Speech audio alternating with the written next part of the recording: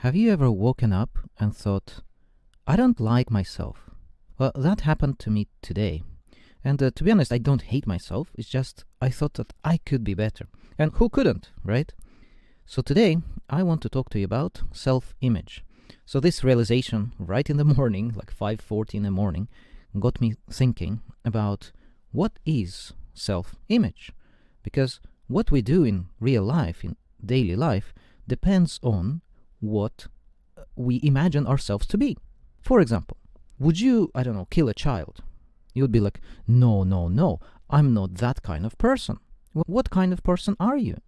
In my opinion, your self-image is what you would say when you continue the sentence, I am a person who, and whatever your continuation of that sentence is, that's what you think you are. Self-image is what you, A, know about yourself, and B, believe about yourself. So knowledge is, of course, facts, like at this age I did that and that happened. At this age I reacted like this to these circumstances, therefore I am like this. Or also it could be about your innate abilities or your features, like personality features, like big 5 personality traits, for example. Maybe you're high on neuroticism, maybe you're high on openness. So if you know that, that is your self-image. But now there is another part, that's the belief, right? It's like you don't have fact, it didn't actually happen, but you think you could be that, okay? And so we will talk about beliefs a little later and how to change them, okay? But now let's talk about what self-image does, okay? What is the function of self-image? And I believe that language plays a huge role in it because we are taught in language, right? And so children from a very early age are able to build some kind of self-image and self-dialogue, so to speak, so internal dialogue, right? Based on what people around them talk about, right? And so that's one of the core kind of principles that very early in our life we learn to use self-image to guide our own actions. If you have kids, you know that you can ask them, are you a baby? They will be like, no, hell no. Why? It's because they don't want to be confused for somebody they are not. It means they know what they are. So maybe they wouldn't be able to tell it in words, but they would be able to say, no, no, no, this is me. I'm like this, right? And I'm not that. So it means that we have this ability from very early age, right? And so I believe that the function of self-image is to guide our choices and create our habits. And it's kind of funny that, if you look online, you will find James Clear. He is the habits guy of the internet, okay? And the funny thing is that so he studied habits so much that eventually he came to realization that habits are a byproduct of your self-image. Just like I mentioned about, killing children. It's like, this is a horrible thing to do. Therefore, I am not that. I will not do that. So this is your choice based on who you think you are. Like, would you go to the toilet in your room? Well, no, I'm not an animal, right? So it means you have certain, choices that are predicated on based on what your self-image is. And so here's the thing. If you've watched, there was a movie with Nicolas Cage where he basically wakes up one morning and then he realized that he kind of went back into past and changed his choice to stay with a girl he really loved. And so now he finds himself living through that choice. But his personality is, the real one, the one where he didn't choose to stay with her, where he got a lot of money, he has skills in terms of business, he's very rich, blah, blah, blah, blah. And so this is a very interesting kind of approach. And we like these movies because we always think, oh, what if I chose that thing? Or what if I chose that other thing? So these kinds of movies are a very good idea. But here's the thing. What happens in the movie is that because he has the real self-image of this successful business person, he can then, even in his unreal family life, he has a family with a girl he never actually, he never went back to the girl, okay? So then he's transported into the life where he actually went to the girl, but his personality is the original one, right? the successful businessman.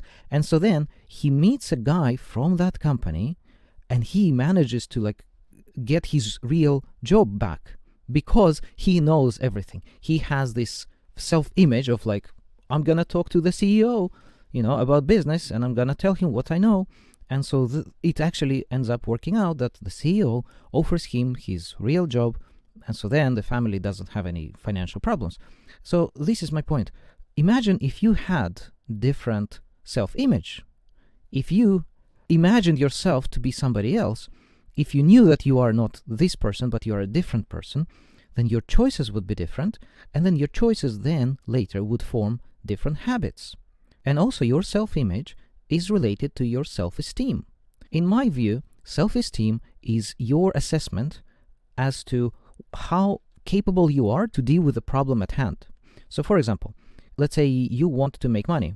Your self-esteem will define what actions you will take in order to make money. So if you don't believe that you can make, I don't know, a lot of money, then of course you will not even try.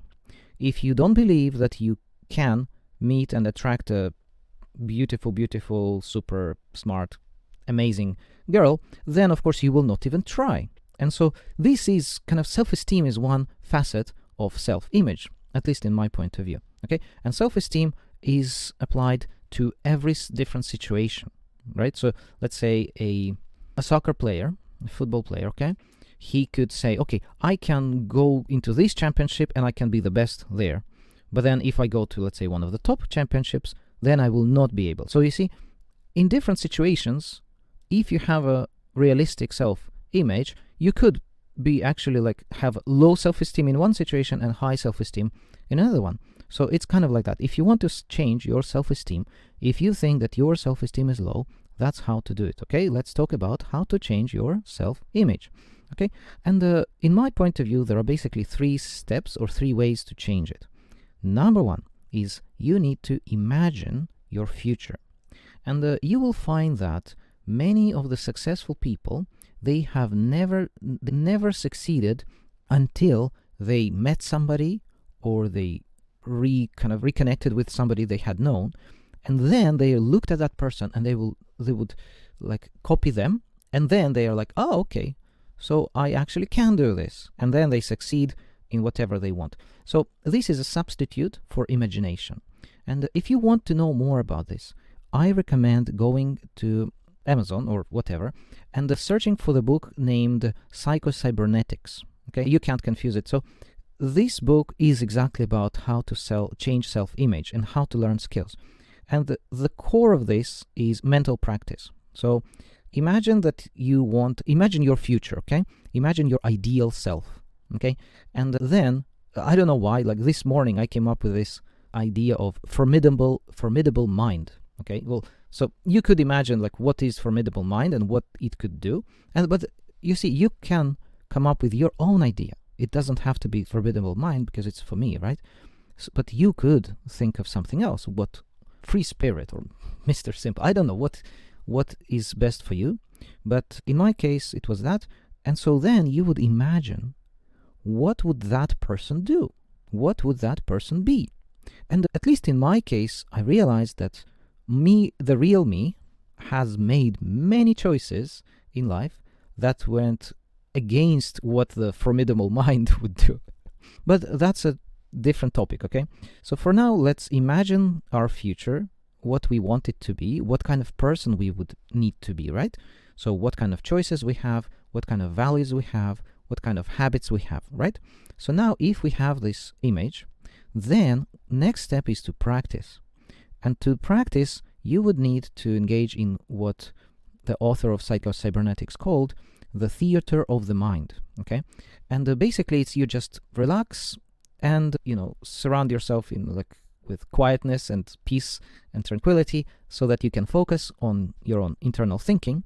And in your mind, you imagine acting out different situations, what you want to change in your life, okay?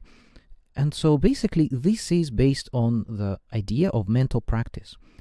You know that mental practice is almost as good as real practice. So let's imagine you wanted to talk to strangers, but you feel anxious. Well, then in your mind, you practice talking to strangers. You practice it to such tiny details that when it actually happens in your life, don't feel nervous anymore because you have practiced it so many times.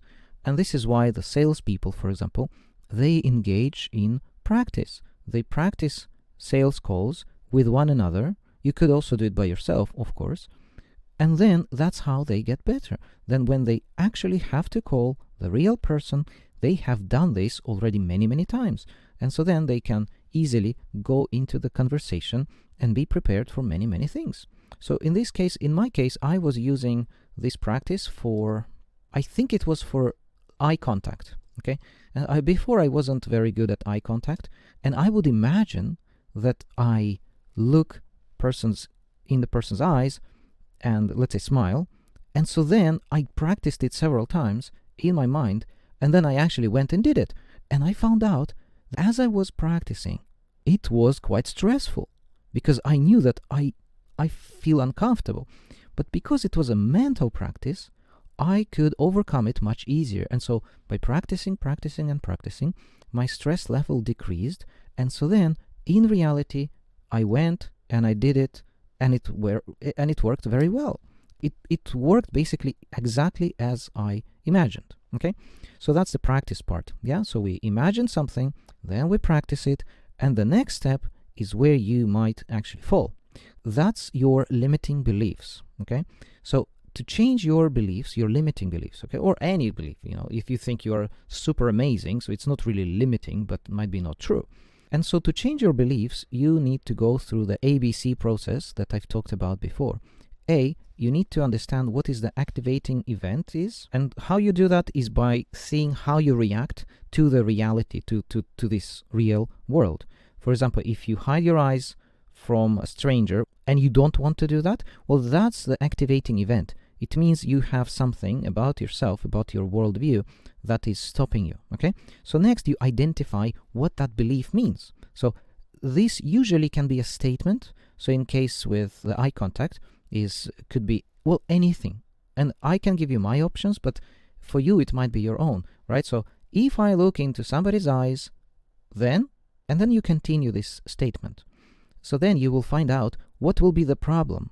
Why do you avoid it, right? So, and you keep asking yourself until you actually figure out what that is. Maybe somebody will start talking to me and I'm bad at talking. There you go. That's the limiting belief, okay? And the next, consequence. So A, B, C. C is the consequence. Consequence means you need to imagine what will happen in your life if you don't change your limiting belief. Okay, so if I don't change my belief that I can't talk well, then I will not try to talk, then I will be less social, then blah, blah, blah, blah. So you get the point, right? So you have to reach some point where you're like, enough, I'm done with this belief. I need to figure out the way to get it killed in my mind, okay? And then the last step is ABC, D. D is to dispute. Dispute this belief, because now you have the motivation to dispute it. And so in my case, I use two questions, okay? Number one, is this a fact or an assumption? So for example, I'm not good at talking to people. Is this a fact? Everybody can agree with that? And so in that case, it could be fact. It could be like universally, people agree that you suck at communicating with people. And that's fine. As long as you realize that this is a fact, you're like, well, okay, that's true. But what if it's an assumption? What if you just feel like you can't? Or what if your expectations were so high that now, of course, nobody can live up to those expectations? Maybe you, let's say, expect every person you approach to instantly like you and, be your friend, which is not a realistic approach, right? So then you need to understand if it's a fact or an assumption. If it's an assumption, then you can challenge it. If it's a fact, then you can treat it as a problem, and then you use the MIST, Materials, Information, Skills, and Tools framework to solve this real-world actual problem. And of course, it can be solved, okay? And the next point, how I dispute beliefs, is what's the opposite of that? And why I do that is because when you think about the opposite, you often find that the opposite sounds too ridiculous. But it is my belief that nothing is absolute, right? So let's say a murder is sometimes okay, sometimes not okay. If somebody is trying to kill you or your family, then you could do that. So you see, in life, nothing is absolute. And so if you think that the opposite is wrong, whatever you're thinking is also wrong. The truth is somewhere in between. And so then you're like, well, there we go. If the opposite is a lie, then probably my statement, this belief is also a lie. So then you weaken it immediately. You're like, well, if it's a lie, then why do I believe it? And so that's my approach to this.